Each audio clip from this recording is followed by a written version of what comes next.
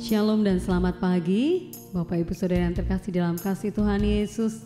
Kembali kita masuk di dalam hadirat Tuhan pagi hari ini. Kami mau meninggikan Engkau Tuhan, buat kebaikan-Mu di dalam hidup kami. Oh haleluya Tuhan. Kami bersyukur Tuhan. Haleluya. Sungguh besar setiamu, nyata di sepanjang hidupku. Darah-Mu telah layakkan kehidupanku.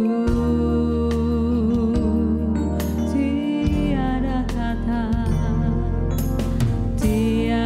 kata yang bisa ungkapkan indahnya Kau Tuhan. Bagimu segala pujian dan kemuliaan. Kami tinggikan Engkau Tuhan, ku tinggikan Engkau Tuhan, melebihi segalanya. Lebih dalam ku menyembah, dalam roh dan kebenaran ku tinggikan Engkau Tuhan, melebihi segalanya.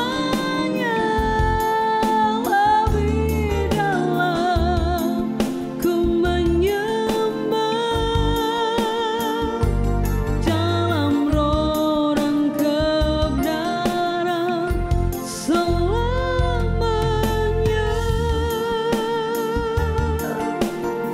Terima kasih Tuhan.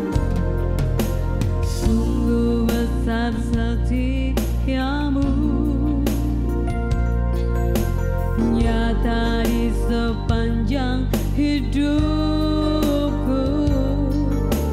Darah-Mu telah layakkan kehidupanku.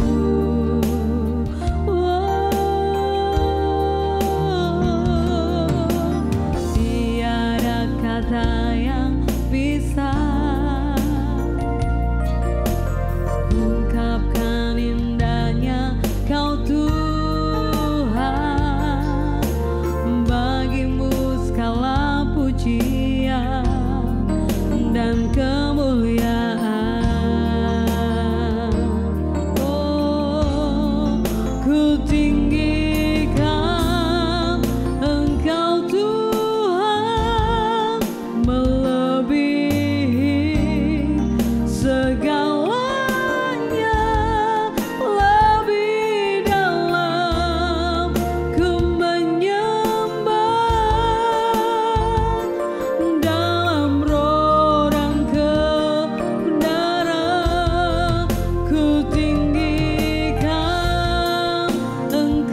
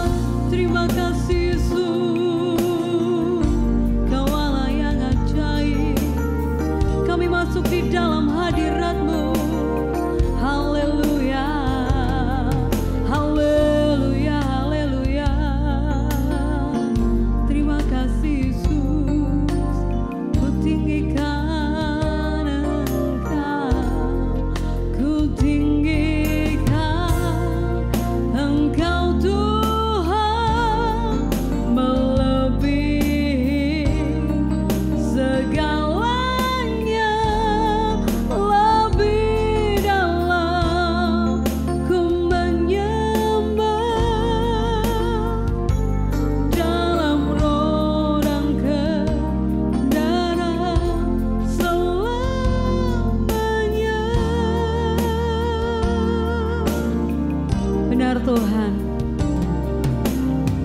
Kami bersyukur Tuhan buat pagi hari ini, buat setiap kasih setiamu di dalam hidup kami, buat kebaikanmu yang luar biasa Tuhan. Terima kasih Tuhan buat pagi hari ini. Kami boleh menikmati hadirat-Mu, kami boleh mengutamakan Engkau di dalam hidup kami Tuhan.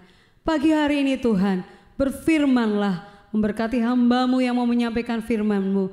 Kiranya firman-Mu boleh menjadikan kekuatan buat hidup kami. Kami bersyukur dan kami berdoa hanya di dalam nama Tuhan Yesus Kristus. Haleluya. Amin. Shalom saudara yang terkasih dalam nama Tuhan Yesus Kristus. Subtema yang saya sampaikan hari ini, ada kebaikan di balik kejahatan.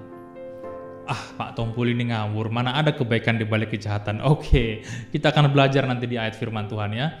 Jadi firman Tuhan saya sampaikan hari ini, ada kebaikan di balik kejahatan. Jadi saudara pernah mengalami yang namanya difitnah, mengalami sesuatu yang jahat, dikucilkan, tidak dihargai, atau mungkin lebih daripada itu, percayalah, ada kebaikan di balik semua itu. Kejadian 50 ayat yang ke-20 demikian bunyi firman Tuhan. Kejadian pasal 50 ayat yang ke-20 demikian bunyi firman Tuhan.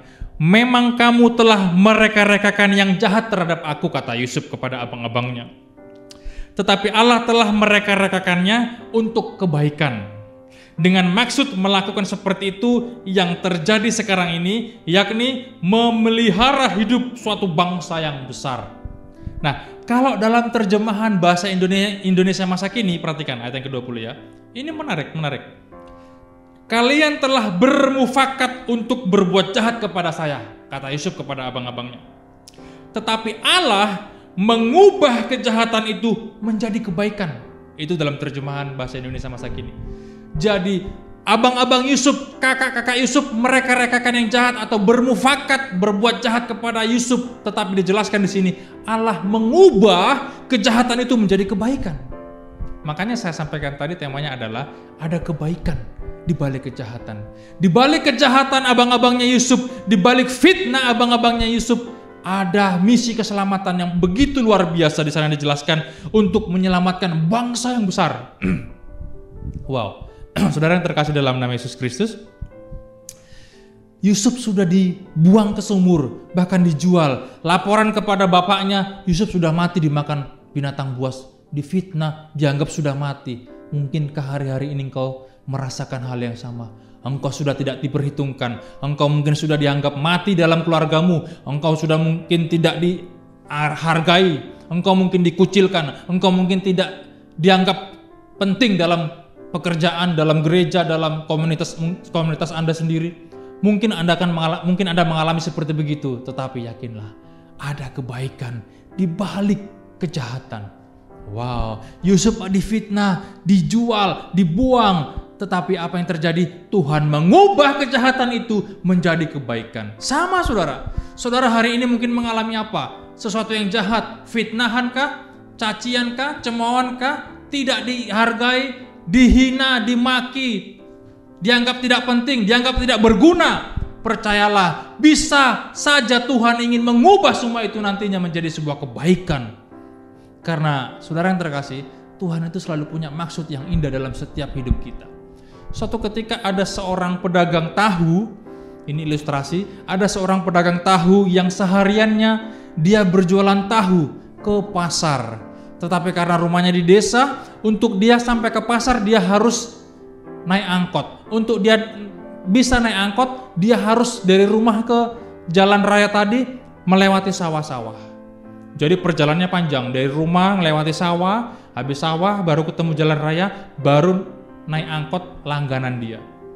Nah, satu ketika sebelum dia berangkat ke pasar, seperti biasanya dia berdoa setiap hari, dan dia rajin berdoa setiap hari, Tuhan berkati dagangan saya ini bla bla bla bla, rajin, dan memang diberkati Tuhan. Nah, tapi suatu ketika dia ingin pergi ke pasar, dia lewat sawah, karena sebelum sampai jalan raya kan harus lewat sawah. Entah kenapa dia tergelincir. Dia tergelincir, jatuh, dan semua tahunya, jangankan laku, balik modal pun tidak, malah buntung. Terus dia mengeluh kepada Tuhan, Tuhan kenapa hal ini terjadi? Dagangannya nggak bisa lagi laku dijual. wah dia sepertinya mengeluh sama Tuhan. Akhirnya sudah tahu-tahu yang udah hancur remuk tadi itu tetap dibawa dia pulang. Tetapi begitu sampai di rumah, ada peternak bebek yang mencari bapak tadi, ingin membeli tahunya. Tapi entah kenapa dia ingin membeli tahu-tahu yang rusak untuk campuran makanan bebek tadi. Wah, akhirnya pun tahu yang tadi jatuh, rusak tadi laku terjual. Bapak itu begitu haru, senang sembari dia mendengarkan kabar bahwa angkot langganannya tadi masuk jurang dan semua penumpangnya mati. Hanya bapak ini tadi yang selamat, itu pun karena dia tidak jadi naik angkot tadi. Jadi saudara terkasih dalam nama Tuhan Yesus Kristus, jika Tuhan menjawab doa kita, dia sedang menambahkan iman kepada kita, saudara. Jika ia menundanya, dia sedang menambahkan kesabaran kepada kita. Jika Tuhan tidak menjawab doa kita, dia sedang mempersiapkan kita untuk sesuatu yang baik. Jadi saudara, mari kita pola pandang kita, cara pikir kita, persepsi kita tentang Tuhan, mari kita naikkan satu level. Tidak sesuatu yang selalu baik saja yang kita terima supaya kita dapat hidup lebih baik. Tidak. Kadang perlu yang namanya, sering sekali yang namanya kita tidak sadari bahwa Tuhan itu bekerja dalam kehidupan kita lebih daripada apa yang kita pikirkan dan kita doakan. Karena sesuatu yang kita anggap buruk, mungkin saja itu cara Tuhan untuk melindungi kita daripada mara bahaya yang lebih besar lagi. Wow. Saudara yang terkasih dalam nama Yesus Kristus, selalu ada kebaikan dimanapun kita melangkah bersama dengan Tuhan. Dan kalaupun kita mengalami kejahatan, ada kebaikan dalam kejahatan tadi, di balik kejahatan tadi. Seperti Yusuf, Tuhan bisa merubah kejahatan abang-abangnya, kakak-kakaknya menjadi sebuah kebaikan. Dan akhirnya bangsa yang besar diselamatkan dari kelaparan yang begitu mematikan.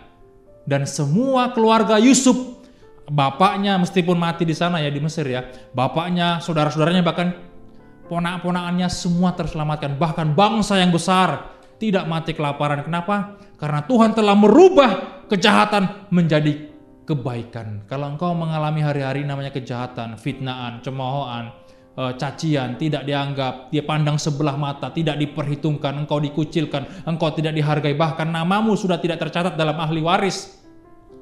Saudara yang terkasih, percayalah, segala sesuatu itu indah pada waktunya. Segala sesuatu ada maksud di balik itu semua. Tuhan tidak pernah membuat kita menjadi orang yang biasa-biasa dalam hidup ini. Tetapi Tuhan selalu membuat kita hidup yang lebih baik lagi daripada yang kita pikirkan. Asal apa? Selalu punya persepsi yang baik tentang Tuhan. Yaitu Tuhan tetap baik meskipun keadaan kita tidak baik. Karena ada maksud di balik itu semuanya. Tuhan Yesus memberkati.